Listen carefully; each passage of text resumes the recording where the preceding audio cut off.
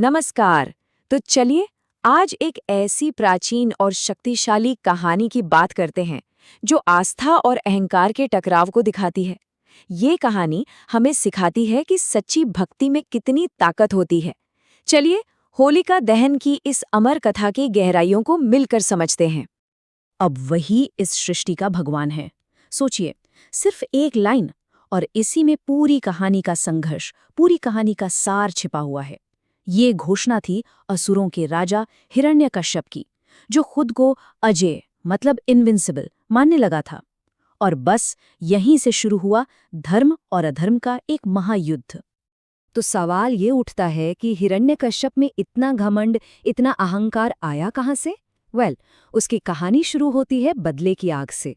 अपने भाई हिरण्याक्ष की मृत्यु का बदला लेने के लिए, जिसे भगवान विष्णु ने मारा था, उसने ठान लिया कि वो इतनी शक्ति हासिल करेगा कि देवताओं को भी चुनौती दे सके।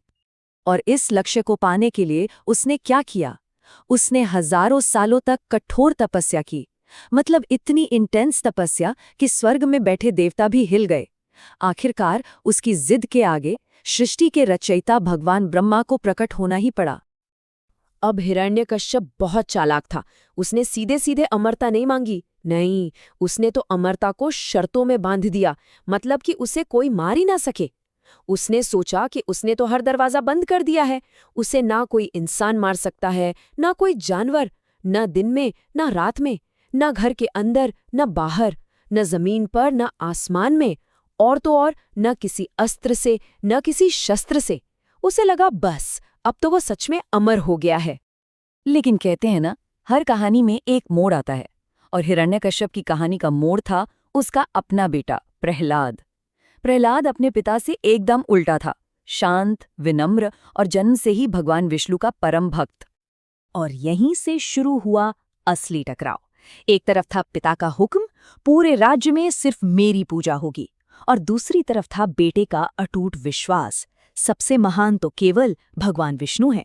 ये सिर्फ एक पिता और बेटे का झगड़ा नहीं था, ये दो विचारधाराओं, दो विश्वासों का टकराव था। अपने ही बेटे की ये भक्ति देखकर हिरण्यकश्यप का गुस्सा बस पूछिए मत, सातवें आसमान पर पहुंच गया। और जब डराने धमकाने से कोई भी तरकीब काम नहीं आई, तो उसने वो फैसला लिया जिसके बारे में कोई सोच भी नहीं सकता, अपने ही बेटे को खत्म करने का। लेकिन हर एक बार एक चमत्कार हुआ।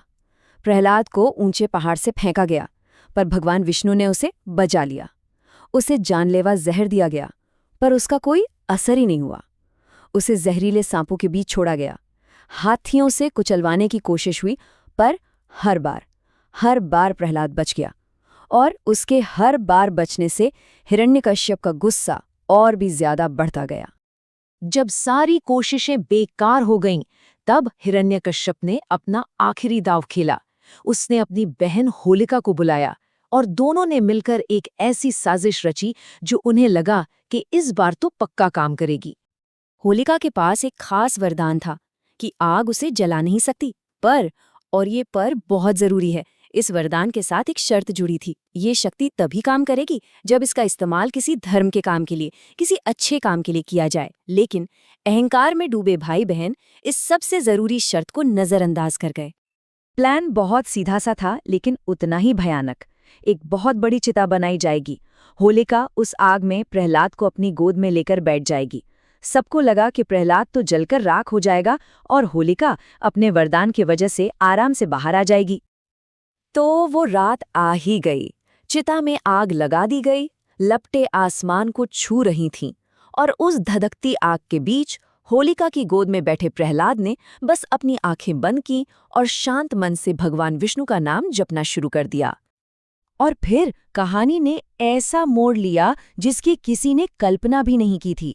क्योंकि होलिका अपनी शक्ति का इस्तेमाल एक गलत काम के लिए, एक अधर्म के लिए कर रही थी, उसका वरदान उल्टा पड़ गया। वो आग जो उसे जला नहीं सकती थी, उसी आग ने उसे जलाना शुरू कर दिया। देखते ही देखते होलिका जलकर राख हो गई, और उस भयंकर आग से सिर्फ एक इंसान जिंदा निकला, प्रहलाद। उसे एक खरोंच तक नहीं आए। बुराई पर अच्छाई की इसी जीत को आज हम सब होलिका दहन के रूप में मनाते हैं। इतना सब कुछ देखने के बाद भी हिरण्यकश्यप का घमंड नहीं टूटा। वो गुस्से में चिल्लाया, अगर तुम्हारा भगवान हर जगह है तो क्या वो इस खंभे में भी है? प्रहलाद ने पूरी शांति से जवाब दिया, हाँ पिताजी, मेरे भगवान तो कण कण में है।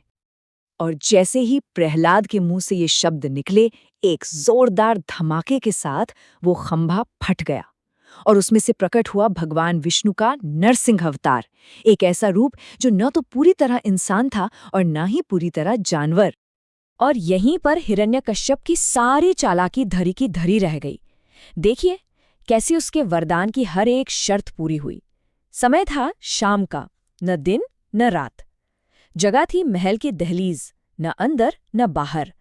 नरसिंह भगवान ने उसे अपनी गोद में लिटाया, न धरती पर न आकाश में, और अपने तेज नाखूनों से उसका वध किया, जो न अस्त्र थे न शस्त्र। तो इस तरह अहंकार का तो अंत हो गया। लेकिन ये कहानी सिर्फ इतनी ही नहीं है। इस कहानी का असली मतलब, इसका संदेश आज भी हमारे लिए बहुत मायने रखता है। तो इस पूरी कहानी से हम सीखते क्या हैं? कुछ बहुत जरूरी बातें। पहली, सत्य और भक्ति की हमेशा जीत होती है। दूसरी, अहंकार चाहे कितना भी ताकतवर लगे, वो आखिर में खुद को ही खत्म कर देता है। तीसरी, सच्ची आस्था हर मुश्किल में रक्षा करती है। और चौथी, बुराई अपने ही कर्मों से नष्ट हो जाती है, ठीक वैसे ही जैसे होलिका अपनी ही आग में जल गई। तो असल में होलिका दहन की ये आग सिर्फ लकड़ियों को नहीं जलाती है, ये एक प्रतीक है, एक सिंबल है हमारे अंदर की बुराइयों को, हमारे घमंड, हमारी नफरत और सारी नेगेटिव एनर्जी को जलाने का। तो अगली बार जब होलिका की आग जलती हुई देखें, तो एक पल के लिए रुक कर जरूर सोचें कि आज जब हम ये आग जला रहे हैं तो हम असल में क्या जला रहे हैं। हम अपने अंदर की कौन सी बुराई को इस आग में भस्म करके एक नई, एक बेहतर शुरुआत करना चाहते हैं।